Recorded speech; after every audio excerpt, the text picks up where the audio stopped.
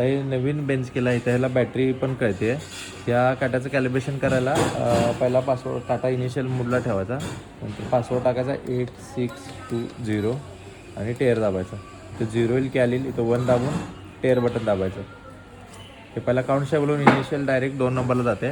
2 नंबरला आपल्याला किती किलोवर सेट करायचं आहे वजन, ते वजन ठेवायचं. समजा मला 5 किलोवर करायचं आहे, त्याचं 5 ठेवलं, 5 किलोचं वजन ठेवलं मी.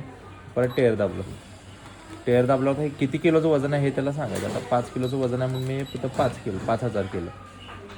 टेअर दाबला. तर हे 4 नंबरला विचारते कॅपॅसिटी किती करायची आहे काट्याची. मला 50 किलो काट्याची कॅपॅसिटी करायची आहे, त्यामुळे तुम्ही 50,000 ठेवलं. टेअर दाबायचं.